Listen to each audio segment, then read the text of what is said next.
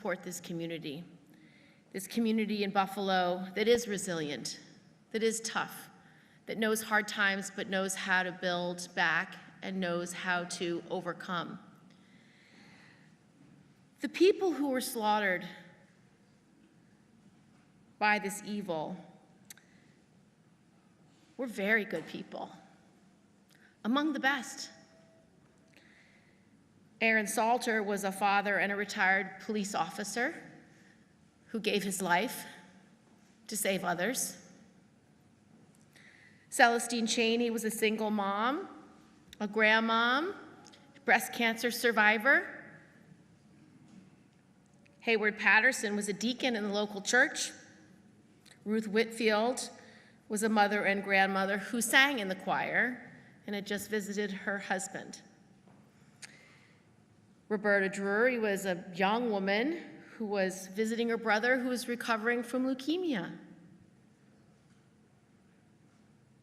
Catherine Massey, she was a civil rights activist, and Pearl Young was a missionary and a teacher. She touched the apple of God's eye, according to her niece. So these people, these and 3 others and others who were injured, they are the best of our community. And when bad things happen to good people, we all begin to say, this doesn't make sense. We as legislators, we will gather and say we are going to end gun violence, we are going to ban assault rifles and large magazines, we are going to fix our criminal justice system so that there's justice, we are going to make our community safer. But those are just promises and hopes and goals and things we strive for. But for a community of faith, and many of the people who lost their lives and their families come from that community, we were never promised that life would be easy. In fact, we were always promised that there will be troubles. And we are promised that all tears will be wiped away, that at the end, death will be destroyed, and every tear will be wiped away. We have so much work to be done as a community to heal, as elected leaders to get justice for these families, and to make this a stronger, better community. But I can promise you every single one of us are dedicated to doing that until it's done. God bless you all.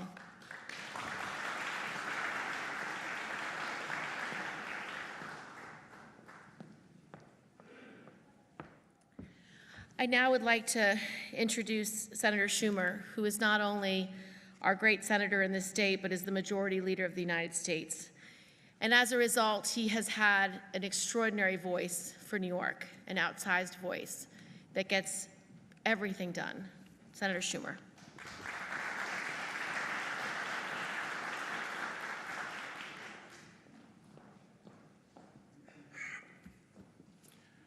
Good afternoon.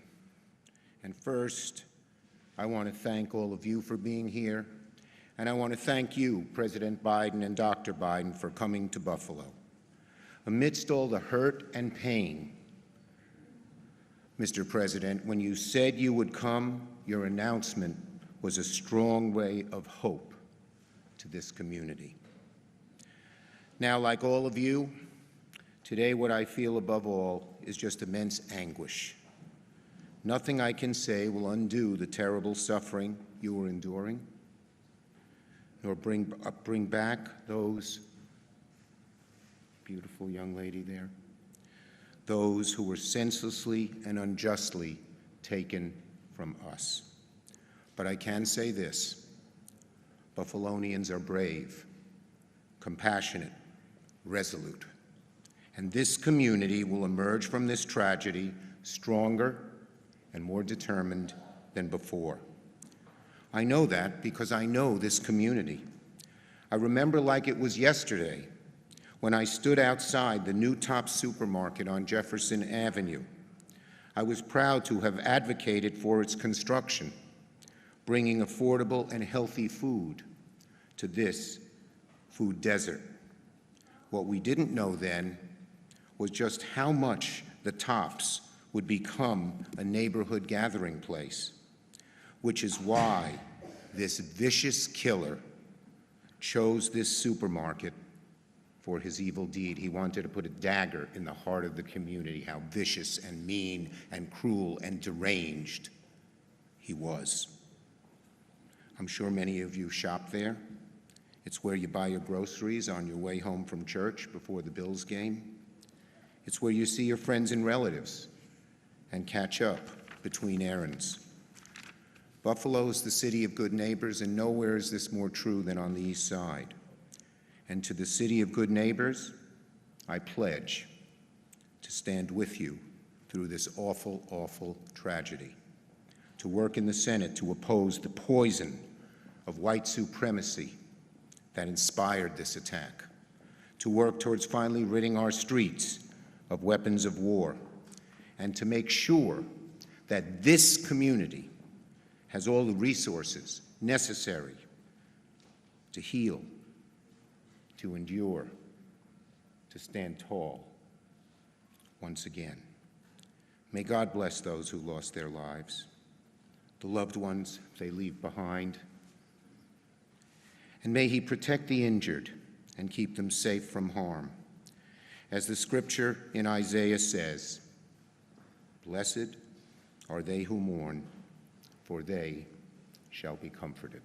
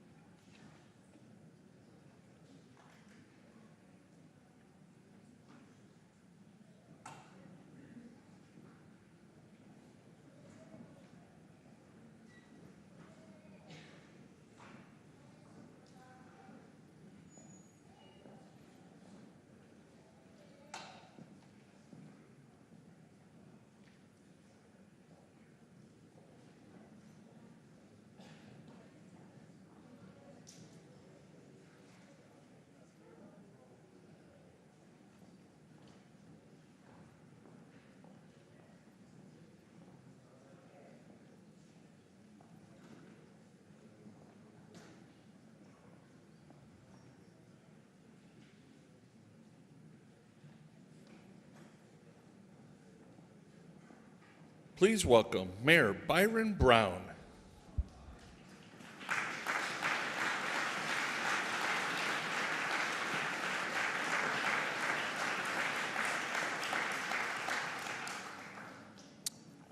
We're here in the Delavan Grider Community Center on the east side of Buffalo.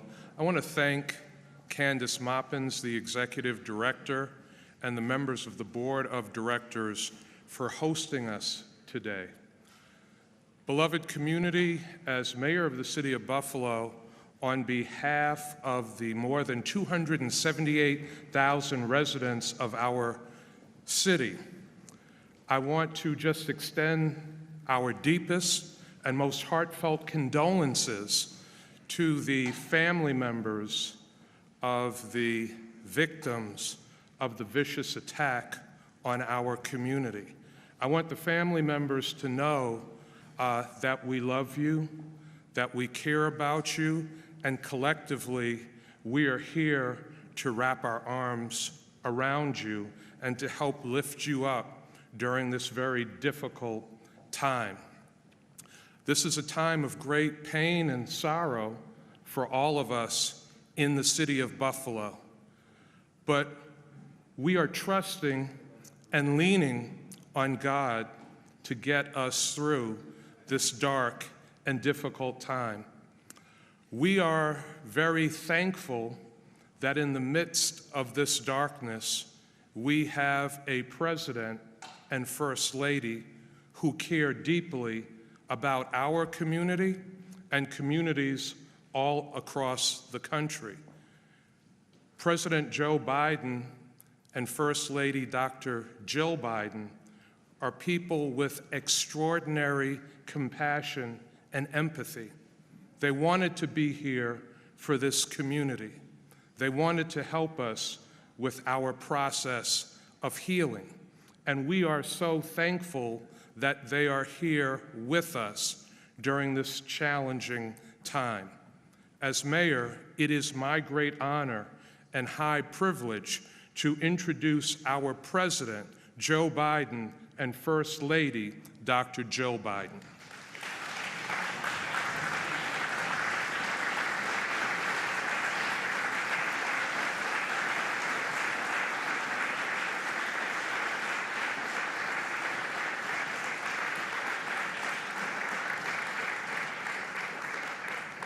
Before I begin, Jill would like to say a few words. I just wanted to say thank you to the families for opening up your hearts to us and for letting us be with you today. So God bless you, and thank you for allowing us to be with you. Yeah.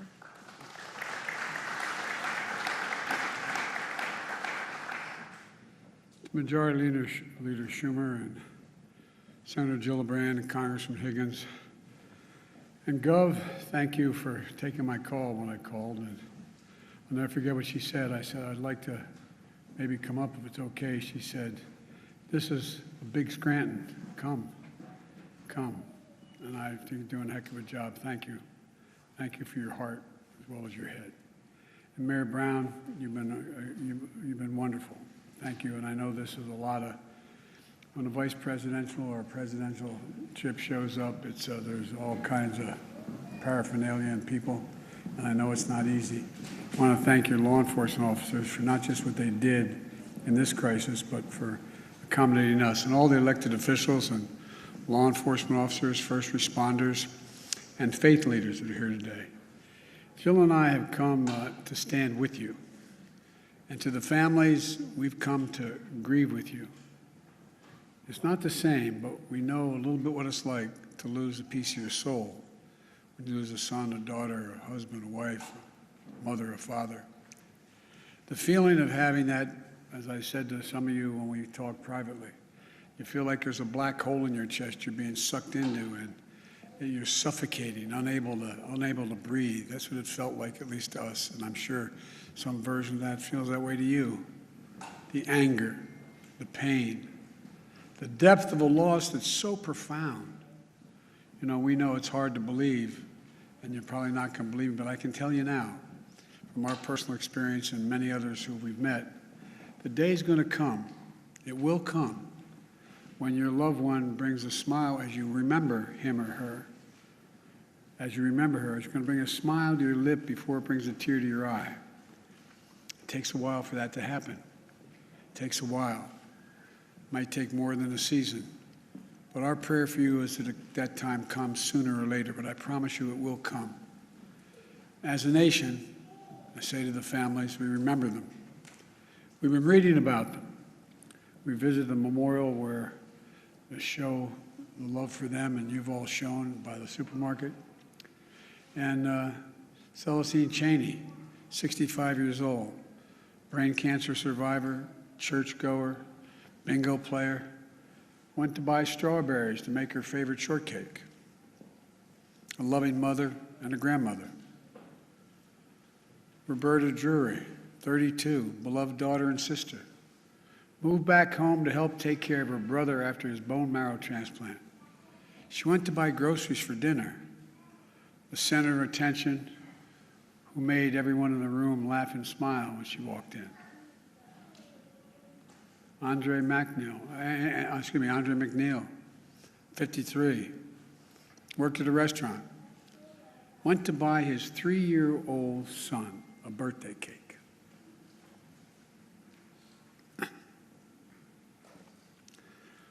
His son's selling a birthday. Ask him, where's Daddy? Catherine Massey, 72, a writer and an advocate, who dressed up in costumes at schools and cut the grass in the park and helped in local elections, the glue of the family and the community. Marcus Morrison, 52, school bus aide, went to buy snacks for a weekly movie night with the family, survived by his wife and 3 children and a stepdaughter, the center of their world. Hayward Patterson, 67, father, church deacon, fed the homeless at the soup kitchen, gave rides at the grocery store to neighbors who needed help, putting food in the trunk of others when he took his final breath. Aaron Salter, 55, retired Buffalo police officer for 3 decades.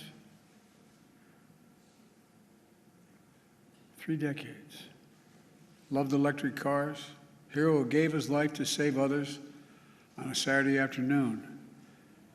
And had that man not been wearing that vest that he purchased, bulletproof vest, a lot of lives would have been saved. A beloved father and husband.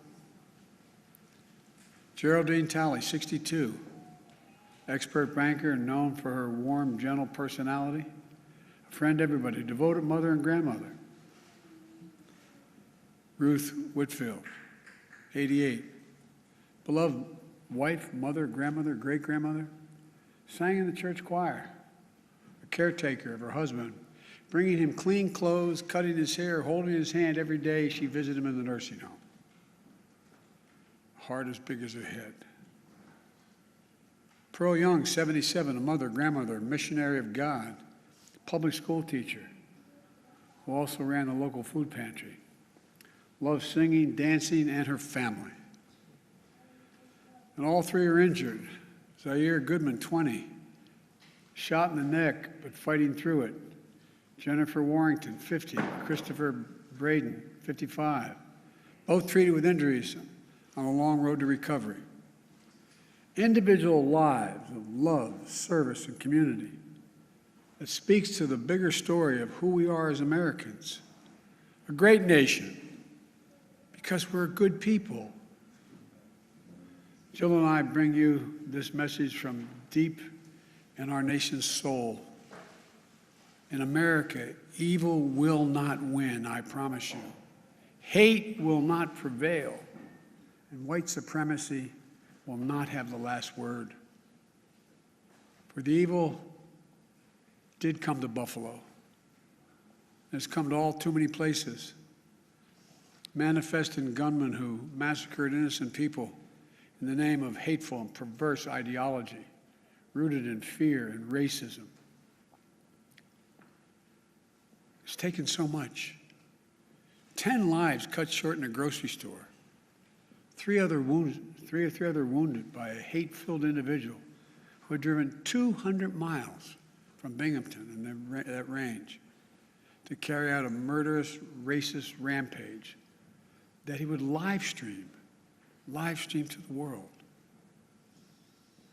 What happened here is simple and straightforward. Terrorism. Terrorism. Domestic terrorism. Violence inflicted in the service of hate and the vicious thirst for power that defines one group of people being inherently inferior to any other group. A hate that through the media and politics, the internet, has radicalized, angry, alienated, lost, and isolated individuals into falsely believing that they will be replaced, that's the word, replaced, by the other, by people who don't look like them, and who are, therefore, in a perverse ideology that they possess and being fed lesser beings. I and all of you reject the lie. I call on all Americans to reject the lie. And I condemn those who spread the lie for power, political gain, and for profit. That's what it is. We've now seen too many times the deadly and destructive violence this ideology unleashes. We heard the chants, "You will not replace us," in Charlottesville, Virginia. I wasn't going to run, as the senator knows, again for president. But when I saw those people coming out of the woods of the fields in Virginia, in Charlottesville, carrying torches, shouting, "You will not replace us," accompanied by white supremacists and carrying Nazi banners, that's when I said, no. No. And I, honest to God, those who know me, Chuck, you know, I wasn't going to run for certain. But I was going to be darned if I was going to let anyway. I'm going to get going. Look, we've seen the mass shootings in Charleston, South Carolina, El Paso, Texas, and Pittsburgh, last year in Atlanta, this week in Dallas, Texas, and now in Buffalo, New York. White supremacy is a poison. It's a poison running through it really is. Running through our body politic. And it's been allowed to fester and grow right in front of our eyes. No more. I mean, no more. We need to say as clearly and forcefully as we can that the ideology of white supremacy has no place in America. None.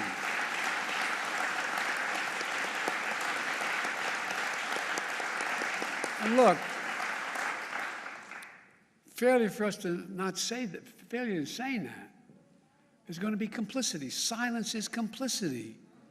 It's complicity. We cannot remain silent. Our nation's strength has always come from the idea. It's going to sound corny, but think about it. What's the idea of our nation? That we're all children of God. All life, liberty, our universal goods, gifts of God. We didn't get it from a government. We got it from because we exist. We're called upon to defend them. The venom of the haters and their weapons of war, the violence and the words and deeds that stalk our streets, our stores, our schools. This venom, this violence cannot be the story of our time. We cannot allow that to happen. Look, I'm not naive. I know tragedy will come again. It cannot be forever overcome. It cannot be fully understood either. But there are certain things we can do. We can keep assault weapons off our streets. We've done it before. I did it when we passed the crime bill last time, and violence went down, shootings went down. You can't prevent people from being radicalized to violence, but we can address the relentless exploitation of the internet to recruit and mobilize terrorism. We just need to have the courage to do that, to stand up. Look, the American experiment and democracy is in a danger like it hasn't been in my lifetime. It's in danger this hour. Hate and fear are being given too much oxygen by those who pretend to love America, but who don't understand America. To confront the ideology of hate requires caring about all people, not making distinctions. Reverend, the scripture is seeing that we're all part of the divine. Love thy neighbor as thyself. That's the America I know, that Jill knows. And most deserve the most, look, we're the most multiracial, most dynamic nation in the history of the world. Now's the time for the people of all races, from every background, to speak up as a majority in America and reject white supremacy. These actions we've seen in these hate-filled attacks represent the views of a hate-filled minority. We can't allow them to distort America, the real America. We can't allow them to destroy the soul of the nation. As President of the United States, I travel the world all the time. And other nations ask me, heads of state in other countries, ask me, what's going on? What in God's name happened on January 6th? What happened in Buffalo? What happened? They'll ask. We have to refuse to live in a country where black people going about a weekly grocery shopping can be gunned down by weapons of war deployed in a racist cause. We have to refuse to live in a country where fear and lies are packaged for power and for profit. We must all enlist in this great cause of America. This is work that requires all of us, presidents, politicians, commentators, citizens. None of us can stay in the sidelines. We have to resolve that here in Buffalo, that from the tragedy, this tragedy will come hope and light and life. It has to. And that on our watch, the sacred cause of America will never bow, never break, never bend. And the American we love, the one we love, will endure. So to the families, from your pain, may we find purpose to live life worthy of the loved ones you lost. From a hymn based on the 91st Psalm that's sung in my church, may he raise you up on eagle's wings and bear you on the breath of dawn, make you to shine like the sun, and hold you in the palm of his hand. That's my wish for us. We can do this if we resolve to do it. If we take on the haters and those who don't even care, it's just about profit and politics. May the soul of the fallen rest in peace and rise in glory. And may God guide the United States of America, now and always. To the families, as my grandpop used to say when I walked out of his home in Scranton, he'd say, "Joey, spread the faith." And my grandma would yell, "No, Joey." He'd say, "Keep the faith." And my grandma would say, "No, Joey, spread the faith." We're thinking of you. Hold on to each other tightly. Stick together. You'll get through this. And we'll make Buffalo and the United States a better place to live than it is today.